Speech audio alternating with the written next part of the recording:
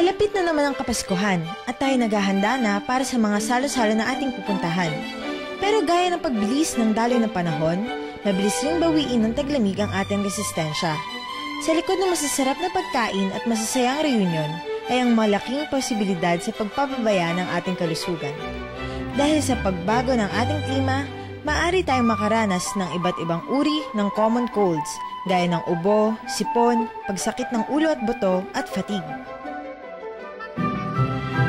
Paano nga ba iiwasan ng mga Tomasino ang mga sakit na ito para magkaroon sila ng masayang Pasko?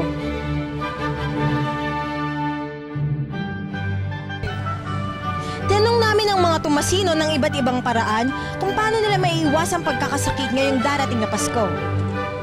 Ate, paano nga ba?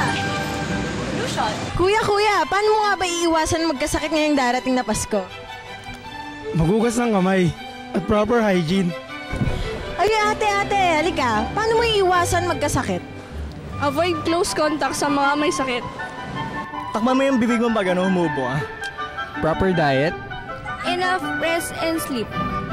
Simpleng paraan, madaling sundin. Sa panahon ng kasiyahan, walang lugar ang karamdaman. Kaya Tomasino, hahayaan mo bang maudlot ang Pasko mo? Eto si Feo Senya para sa Tomas Safe sapagkat di kailangan ng lunas pag marunong kang umiwas.